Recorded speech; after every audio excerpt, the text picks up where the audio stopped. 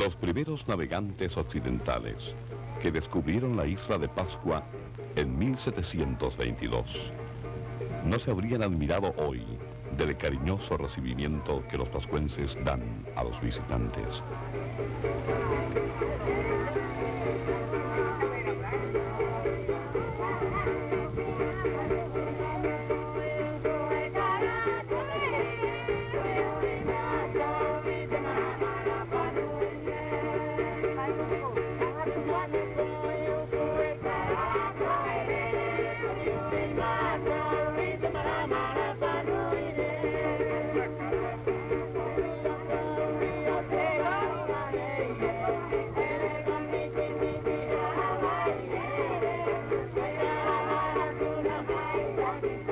Las múltiples depredaciones que posteriores viajeros realizaran no lograron disminuir su cálida hospitalidad.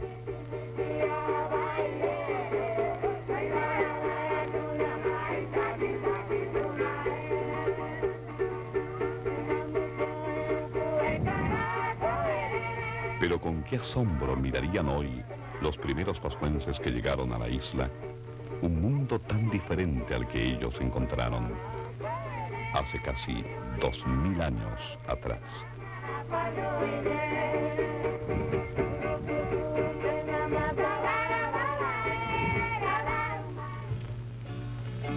El proceso de aculturación ha durado ya más de 250 años y en él se ha ido perdiendo gran parte de lo que fue el esplendoroso pasado de la cultura más impresionante de todo el mar Pacífico.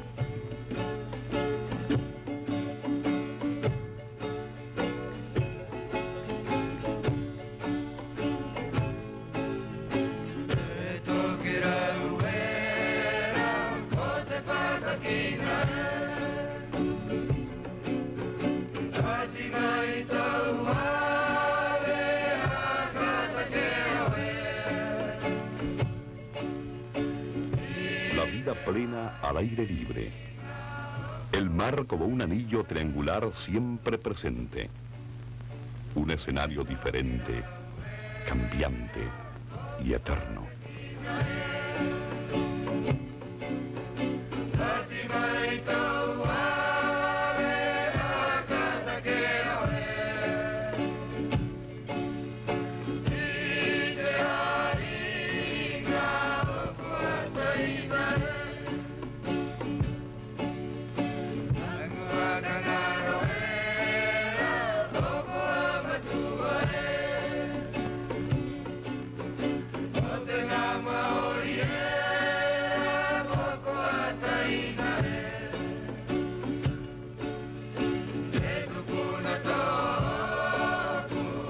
Cada espacio abierto, cada rincón muestra la mano del hombre. Cuánto esfuerzo aflorando a cada paso. Cuánto pasado presente. Cuánta nostalgia en el aire. Hay un aroma añejo en todas partes. Un aroma que nos acompañará para siempre, como el de la mujer amada. Aquí no hay fronteras, hay solo horizontes, horizontes infinitos abiertos a la imaginación, a los sueños y a la esperanza.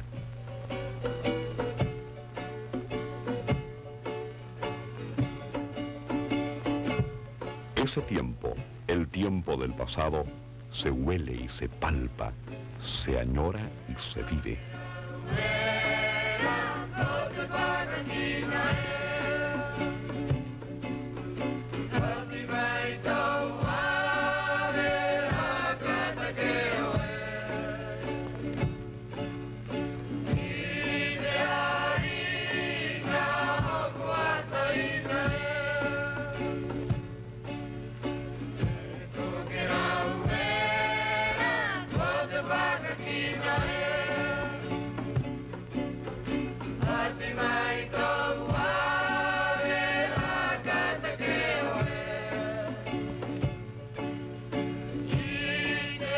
Qué incómoda parece la comodidad de hoy.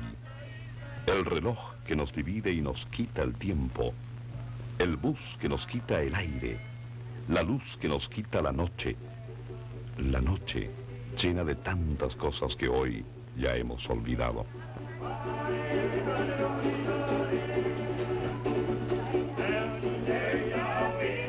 Cuando el auge hizo de este minúsculo punto del Pacífico el centro de la Tierra, entonces la febril actividad de los escultores, constructores, sacerdotes, sabios y artesanos era recompensada con fiestas, comidas, cantos, danzas y prestigio.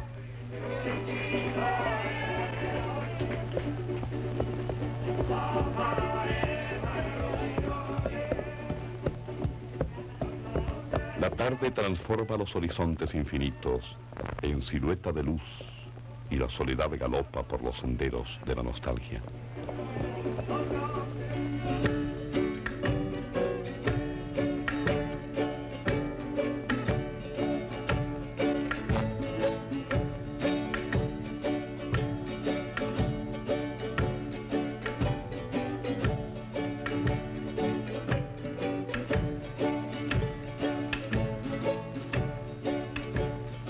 Durante por lo menos 1500 años, la sociedad pascuense vivió en un aislamiento absoluto.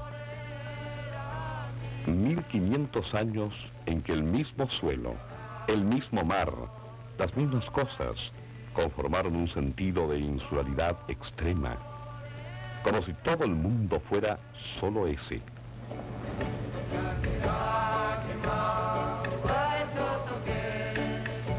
Un mundo donde el infierno y el paraíso estaban allí, donde la vida y la muerte se confundían entre los antepasados y los actores del momento. Donde la soledad se compensó poblando la isla con hombres de piedra, tan reales como lo es la realidad de cualquier hombre.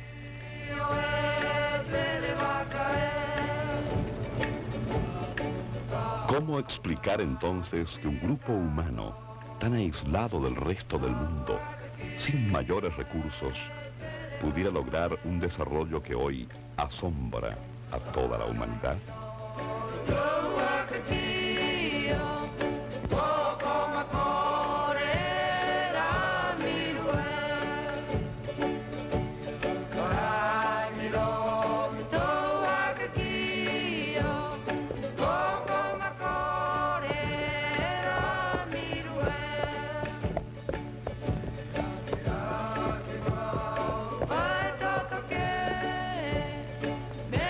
El caballo se introdujo después de 1866, como los vacunos y las ovejas.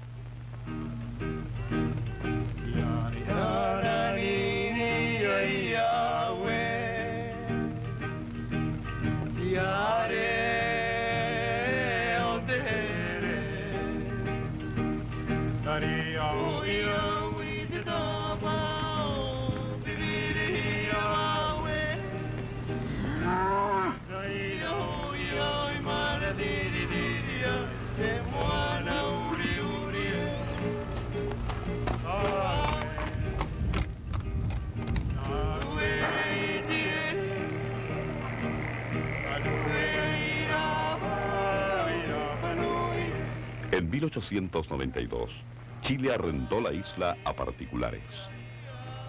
La principal explotación fue el ganado y la lana de las ovejas.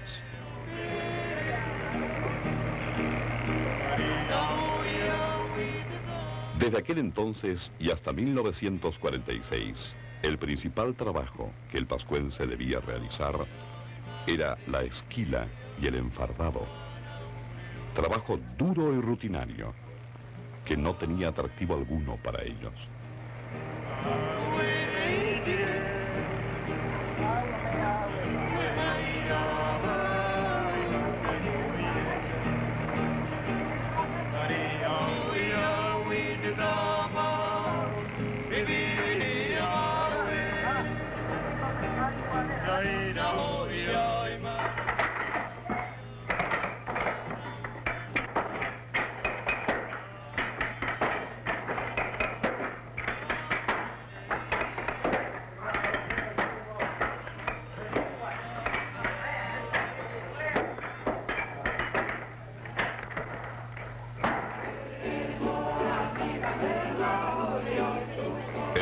1934 habían 40.000 ovejas, y eso, sumado a los caballares y al ganado vacuno, produjo gran parte de la erosión que hoy se observa y que se trata de remediar. Más del 30% de los vegetales que hoy existen en la isla fueron introducidos por los primeros vascuenses. El taro, el tí, la caña de azúcar, los plátanos, los ñames, el camote y una infinidad de plantas de valor industrial que sirvieron para hacer cuerdas, telas para sus trajes o como madera para 1000 usos diferentes.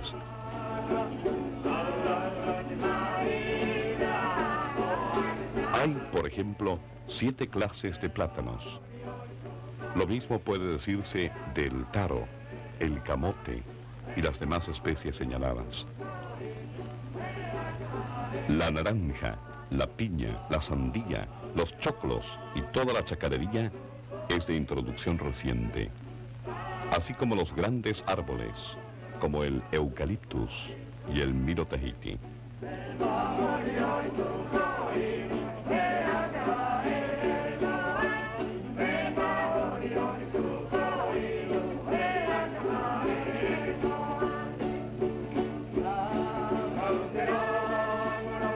Antes, el intercambio era la forma de obtener lo apetecido, pero realizarlo era una verdadera ceremonia. El deseo de poseer algo se manifestaba sutilmente y el poseedor lo entregaba como un regalo, como algo que no había sido pedido, sin exigir retribución alguna. Hoy, el comercio se ha integrado a sus costumbres. Todo es medido y pesado con nuestra vara, con una concepción tan distinta de las relaciones humanas que uno se inclina a añorar los tiempos idos.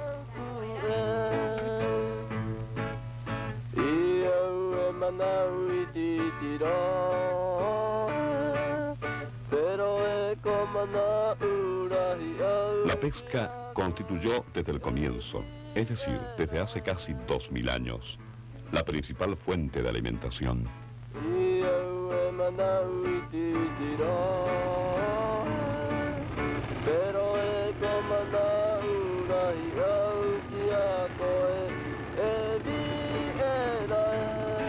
La tradición pesquera llegó con ellos y hoy continúa con todas sus fuerzas.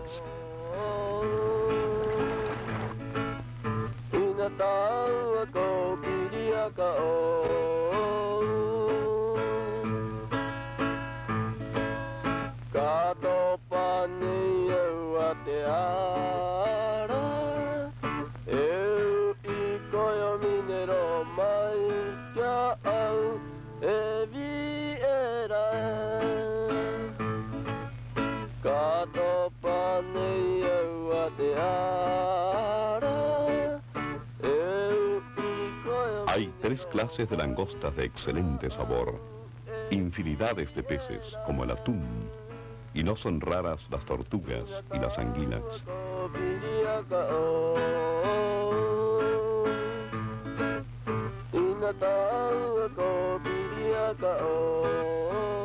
Antiguamente las redes se fabricaban con cabellos humanos como consecuencia de la falta de otra materia prima adecuada. Se pescaba con anzuelos de piedra muy bien pulidos y con anzuelos de huesos humanos. Por la ausencia de grandes árboles, las embarcaciones eran de tablas cocidas, con balancines para su estabilidad en este mar que no siempre es calmo. La pesca, aunque apasiona a todo isleño, no es su única preocupación. El descanso es solo un cambio de actividad. De sus manos brotan aún los seres mitológicos que antaño eran la representación de sus creencias.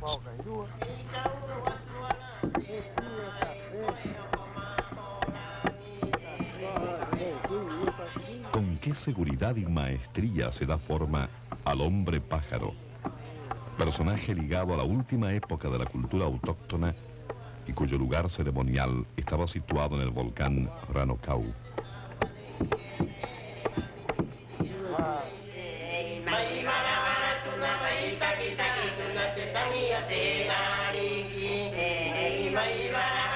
El cráter de este volcán fue, según la tradición, donde plantaron los primeros tubérculos. El éxito de la producción estaba unido al culto de la fertilidad.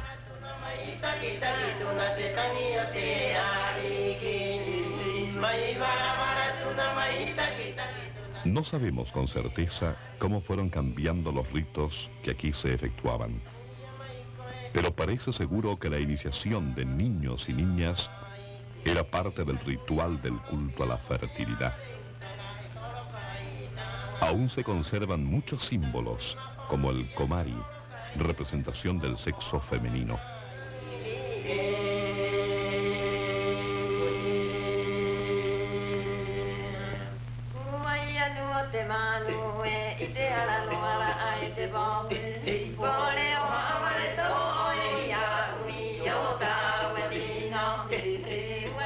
Hacia el año 1650, Orongo es abandonado durante más de 50 años, como consecuencia del quiebre de la estructura social, política y económica que afectó a la isla y cuya crisis llevó a innumerables guerras internas.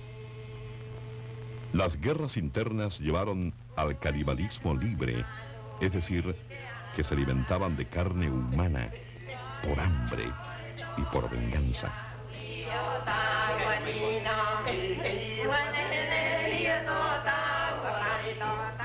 Como consecuencia de ello, la isla quedó dividida en dos grandes fracciones. Los múltiples caudillos de ambas partes no lograron unificar la isla y finalmente tuvieron que llegar a un acuerdo. Elegir anualmente un jefe único para la isla, mediante una competencia que consistía en obtener el primer huevo puesto por el Manutara en el islote Motunui. Creían que el triunfo obtenido por uno de estos caudillos se debía a que los antepasados lo habían elegido para dotarlo del poder necesario para gobernar, para otorgarle el mana, poder sobrenatural que permitía a quien lo poseyera establecer los tabú y por lo tanto fijar las leyes que regirían la isla. Pero año a año, estos triunfadores, los Tangata Manu, los hombres pájaros, en vez de pacificar la isla, se transformaban en vengadores de las depredaciones que habían sufrido sus partidarios en años anteriores. El tiempo demostró que la elección del Tangata Manu tampoco significó la unificación de la isla. Cada año, los Tangata Manu dejaban grabado su triunfo en las rocas de Orongo. Se han contado aproximadamente 120 hombres pájaros grabados. El último hombre pájaro elegido es Orokunga, en el año 1866.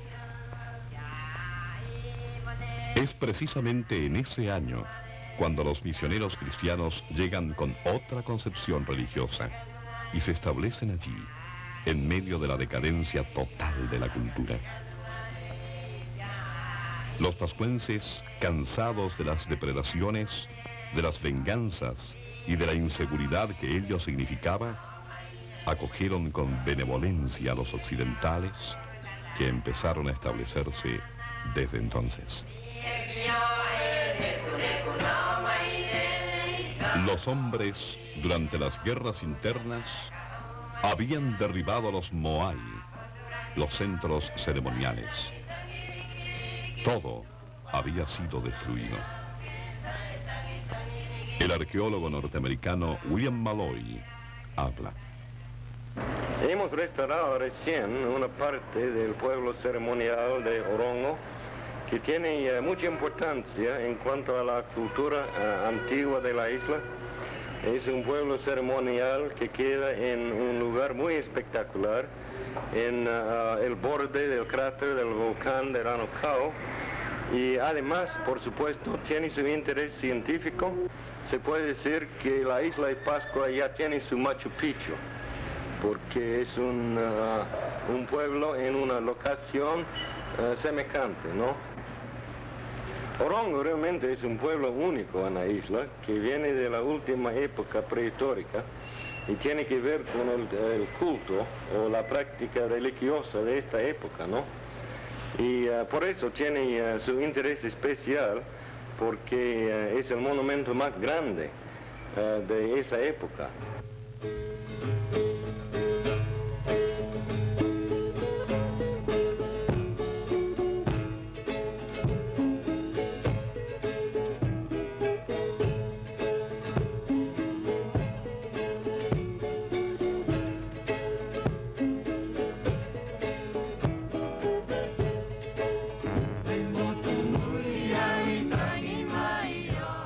Hay mucho que reconstruir aún.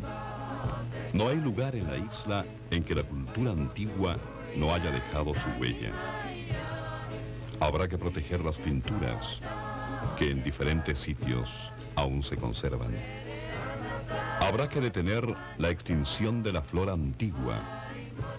Habrá que tratar de atrapar con la sistemática paciencia del científico los vestigios de lo que fue su lengua, su pensamiento, su concepción de la vida. Porque es preciso entender que estos 2000 años de historia no solo significan el logro de realizaciones monumentales, no solo significan construir más de 1000 estatuas de piedra y trasladarlas a través de toda la isla, o un sistema de escritura que pocas sociedades lograron diseñar. No. Más allá de esos logros técnicos, más allá de su mano, está su pensamiento. Más allá está su conformación social, política y económica que permitió estas realizaciones. Más allá están los sueños, las frustraciones, los triunfos, las penas y las alegrías que aquí han quedado para siempre. Nadie podrá borrarlas jamás, ni el tiempo, ni el hombre.